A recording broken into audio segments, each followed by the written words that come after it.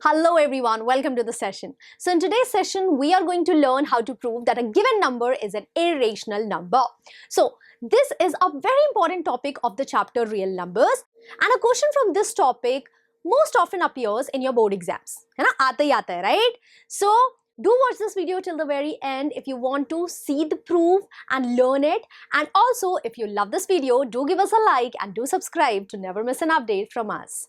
So with that, let us first revise the definition of irrational numbers, right? आप लोगों ने 9th grade में पढ़ा ही होगा कि what are irrational numbers? So irrational numbers are numbers that are not rational or that cannot be written in the form p by q, where p and q are what? They are integers and the denominator q is not equals to 0. Ab, can you give some examples of irrational numbers? Do comment, okay? So one of the most common example of an irrational number is pi. Okay? A lot of people get confused that why pi is an irrational number when you can write pi as 22 by 7. So bacha, that is an approximation of pi. That's not the exact value of pi. Okay? Acha, ऐसे ही हमारा e, it's an irrational number, right? Another form of irrational number is this 0.20, 200, 2000. So you can see that here, this is first of all non-terminating decimal, right? And moreover, it's also non-repeating. The digits, they are not repeating in a certain pattern. Okay, so this is clear. Okay, अब चलते हैं मुद्दे की बात पे. Let's see this theorem here which we are going to use in the proof that will follow next. So this theorem says that if a prime number p divides the square of a number, okay, then p divides the number too. So let's see here what this theorem is saying. So let's say we have a prime number p and it divides, let's say 68 square. I'm taking a random number. Okay. Now, if this is true, then p will automatically divide the number 68 also. ठीक है? समझ में आ गया what theorem is saying, right? Okay, so with that, let us move on and let us see how we can prove that a given number is irrational. ठीक है? तो √3 एक irrational number है, right? ये तो हमने पढ़ा हुआ है. पर कैसे है? Let's see. तो to start this proof, what we are going to do is, we are going to assume, let us assume that √3 is rational. ठीक है? तो ये step number 1 है. आप क्या करोगे? आप अपने given number को rational assume करोगे. ठीक है? अब if √3 is a rational number, then you can write √3 as p over q, where p and q are integers and q is not equals to 0. लिख सकते हो? अच्छा, अगर p और q के common factors हैं, तो हम उन्हें cancel out भी कर सकते हैं. And ultimately we can say that the given irrational number √3 can be written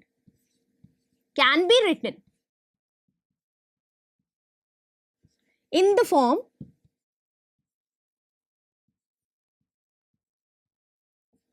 a by b, where a and b are co-prime integers.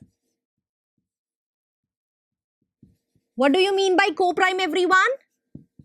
By co-prime, we mean that these two numbers have no common factor other than 1. Okay? So, they are co-prime integers and b is not equals to 0.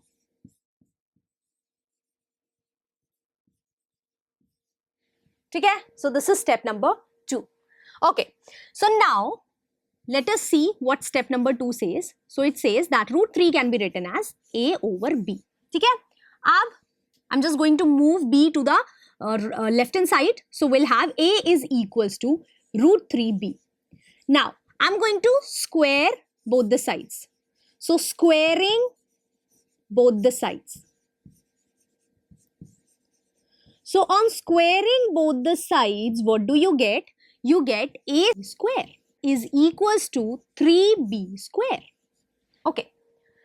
Now, a square is also an integer, b square is also an integer, and you can write a square as 3 into b square.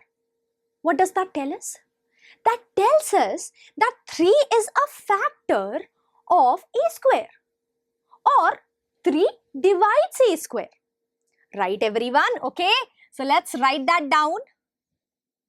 So, here this implies that 3 is a factor of a square. Okay, if 3 is a factor of a square, then is 3 a factor of a also?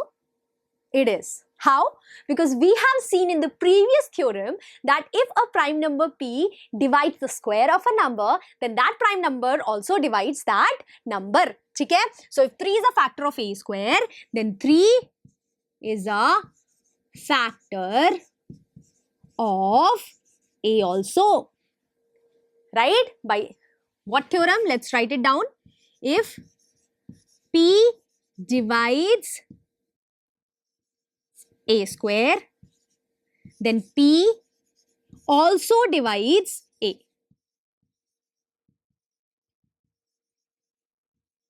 Okay, everyone? Okay. So, squaring both the sides was step number 3, and step number 4 was deducing that 3 is a factor of a. Okay? So, if 3 is a factor of a, then I can write a as 3k. And if a is 3k, then I can square both the sides and I can write a square is equals to 9k square. Right, everyone? Okay. Chalo. So, now what I am going to do is I am going to take this as 1. Okay? And I am going to take this as 2. And I am going to put 2 in 1. Okay.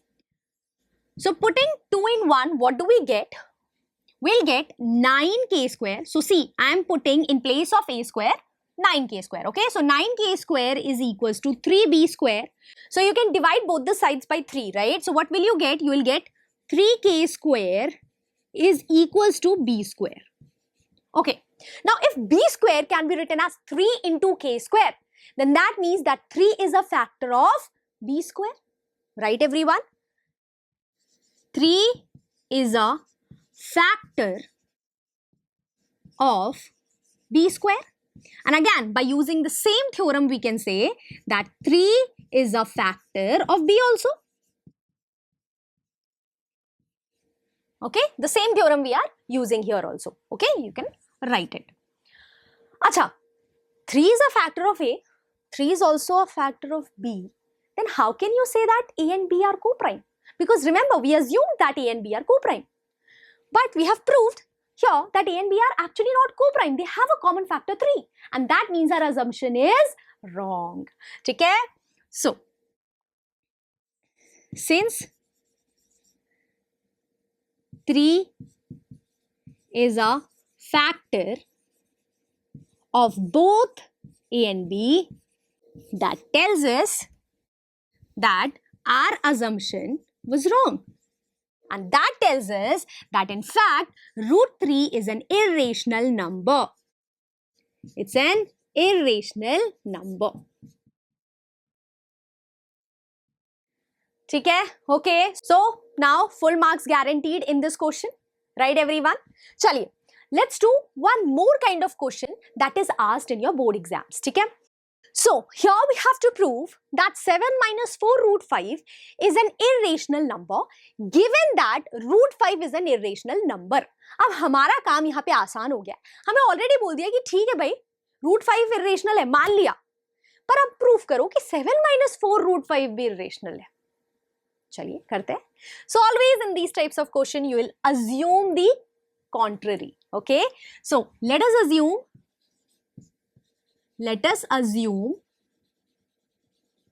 that 7 minus 4 root 5 is rational.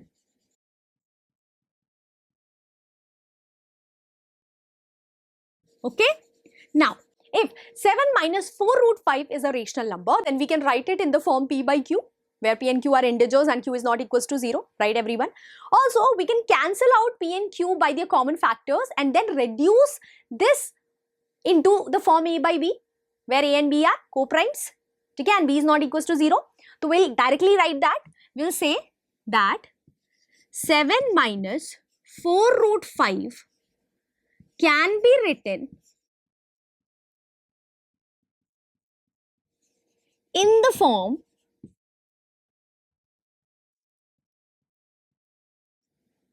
A over B, where A and B are co-prime integers, right? That means they have no common factors.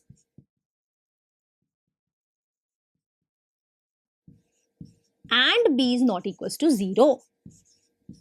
आप ध्यान रखना पिछले वाले question में the most important thing was you have to take these integers as co-prime, ठीक है, because आप ultimately यही प्रूव करोगे कि ये co-prime नहीं है, तो पहले co-prime लेके चलना, ठीक है, okay everyone?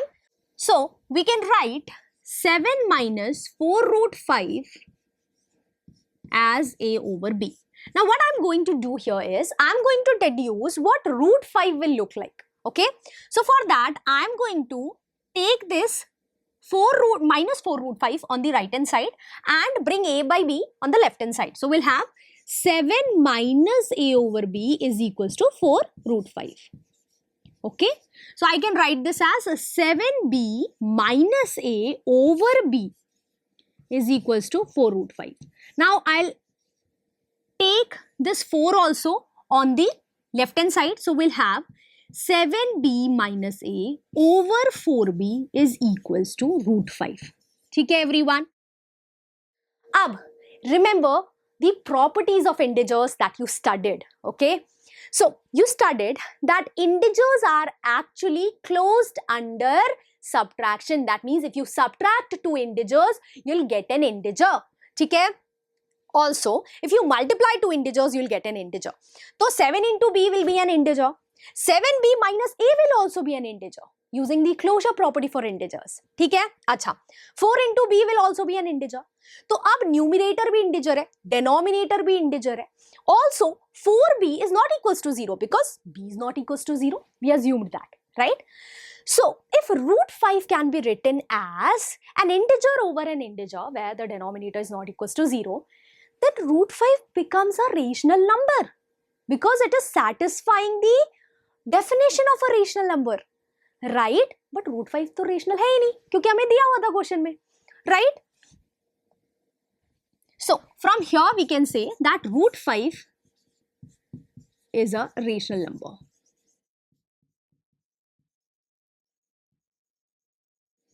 है ना? But root 5 is an irrational number. And that tells us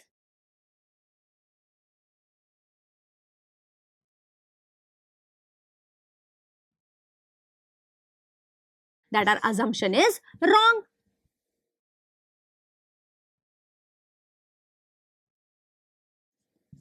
Our assumption is wrong, right?